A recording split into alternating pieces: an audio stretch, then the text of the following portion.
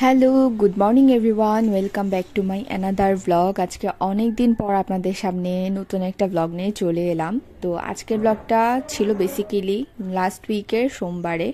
So তার মধ্যে আর কোনো কিছু শুটিং করতে পারিনি, প্রথমত। আর দ্বিতীয়ত, যেহেতু আমার এক্সাম ছিল, তাই আমি কোনো কিছুই আর শ্যুট করিনি ইচ্ছাকৃত। আর এই কয়দিন ব্লগ না দেওয়ার একটা স্পেশাল কারণ আছে, সেটা হচ্ছে যে আমি আমার ছেলের একটা মুখে ভাত বা অন্নপ্রাশন প্রোগ্রামের ভিডিও আপলোড করেছিলাম। আপনারা কতজন দেখেছেন জানি না, তবে সেই ভ্লগটাতে বা সেই ভিডিওটাতে আমি কপিরাইট স্ট্রাইক খেয়েছিলাম। দ্যাটস ওয়াই লাস্ট 7 ডে আমার কোনো ভ্লগ বা কোনো ভিডিও আপনাদের কাছে আসেনি, অ্যান্ড আমি লাইভও হতে পারিনি।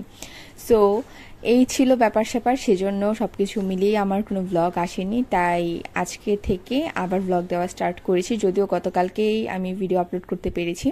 তো যাই হোক, গতকালকে সময়ের অভাবে আর কোনো কিছু আপনাদেরকে আপলোড করিনি। সো এখন থেকে আমার ভ্লগে বা ভিডিওতে কোনো মিউজিক আসবে না।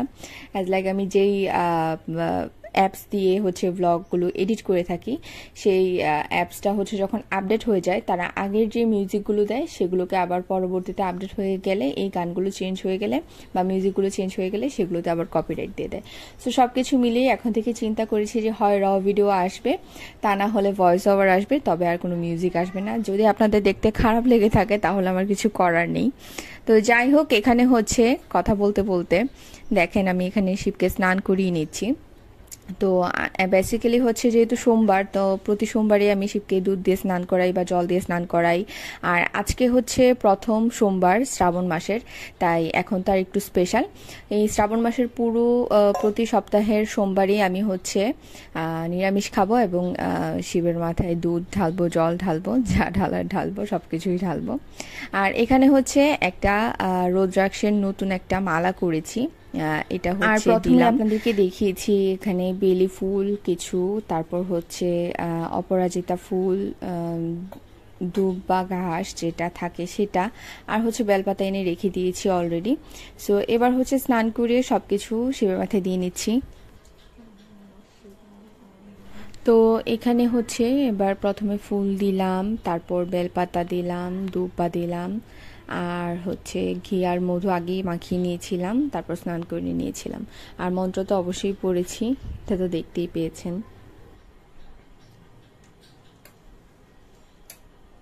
তো যেহেতু আজকে নিরামিষ খাবো, তাই আজকে রান্নাবান্না নিরামিষ আমিই করব, কারণ আমি সাডেন প্ল্যান করেই হচ্ছে আজকের পূজাটা দিয়েছি। আজকে থেকে দেওয়ার কথা ছিল না আসলে।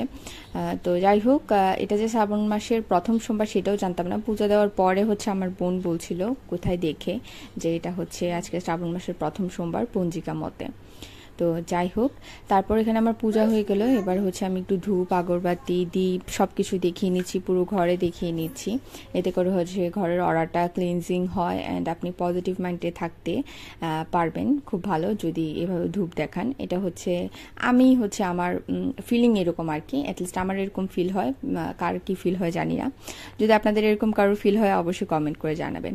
আর এখানে হচ্ছে চিও দেখে আমাদেরকে দেখে হচ্ছে বল দিচ্ছে শিবের কাছে, শিবের মানে শিব দাদুর কাছে। আমি ওকে বলি, যেহেতু আমি ভোলানাথ বা শিবকে আমি বাবা হিসেবে দেখি, তো আমি ওকে বলি যে তোমার দাদু হয়।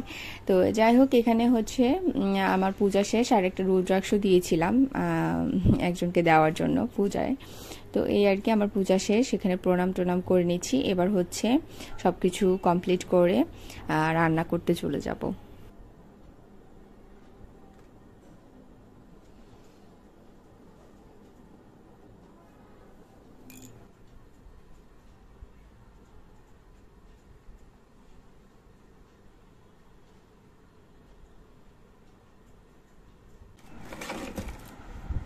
তো এই তো, তার আগে আমার ধূপও রেডি। এবার হচ্ছে ধূপ দেখিয়ে নিচ্ছি পুরো ঘরে।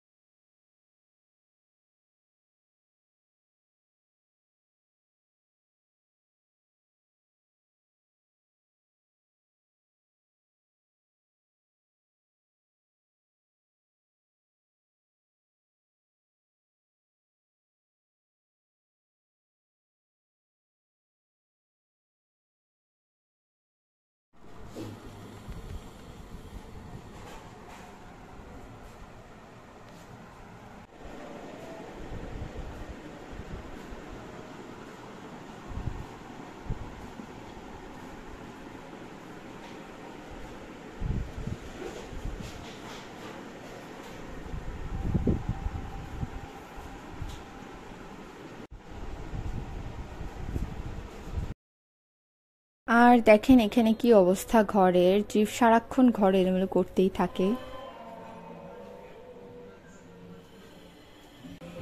আর ত্রিভ এখানে এত বেশি দুষ্টামি করছিল যেটা বলার মতোই না। আমি যদিও একটু ঢং টং করে আপনাদেরকে দেখাচ্ছিলাম আমার ফেসটা, বাট ত্রিভ খুবই দুষ্টামি করছিল, আমি একদম পাগল হয়ে যাচ্ছিলাম ওর দুষ্টামির ঠেলায়। তো যাই হোক, এই যে এখানে ওকে কোনো রকম শেষ পর্যন্ত বকা দিয়ে আমি বিছানায় বসিয়ে রেখেছি। এই যে বসে আছে এখন ভদ্র মানুষ, বসে হচ্ছে টিভি লাগিয়ে দিয়েছি। সে আমাদেরকে তাকাচ্ছেও না ভয়ে, কারণ বেশি বকা দিয়েছিলাম যে কেন এমন করছে। কারণ যখন দুষ্টামি শুরু করে তখন ওর মাথা ঠিক থাকে না। তো এই যে আমি বাজারে গিয়ে অবশ্য সকালবেলা দুধ এনেছিলাম স্নান করানোর জন্য, কাঁচা দুধ যেটা গরু সেটা এনেছিলাম। আর হচ্ছে একটা ছোট মিষ্টি কুমড়া এনেছি, আর কিছু পুঁই শাক এনেছি রান্না করার জন্য। মিষ্টি কুমড়ার পুঁই শাক দিয়ে হচ্ছে রান্না করব সবজি, আর হচ্ছে নরম করে ভুনা খিচুড়ি রান্না করব। আর এখানে বেগুন আর মিষ্টি কুমড়া নিয়ে নিলাম আবার কিছুটা ভাজি করার জন্য। তো এখানে পুঁই শাক, আলু, মিষ্টি কুমড়া সব কিছুকে একসাথে দিয়ে সবজিটা রান্না করব। আর এখানে হচ্ছে প্রথমে মিষ্টি কুমড়া আর বেগুনগুলোকে ভাজা করে নিচ্ছি।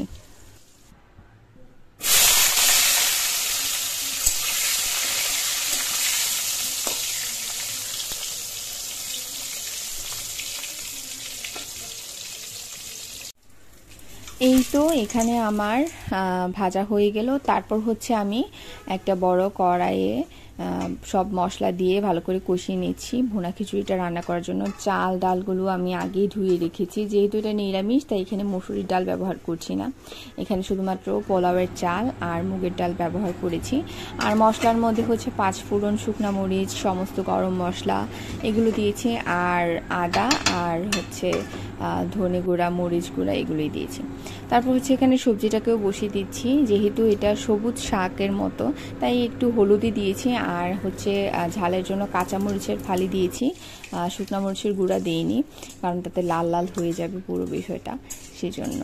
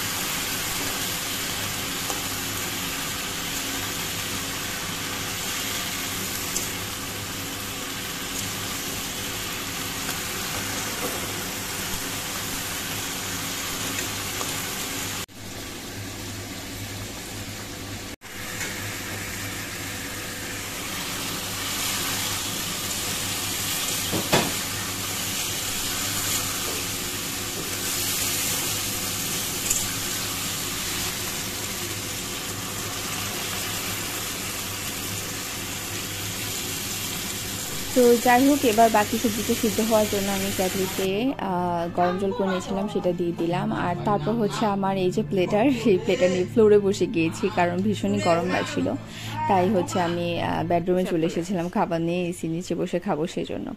সো যাই হোক, তারপরে এভাবে করে বিকালটা কেটে গেল।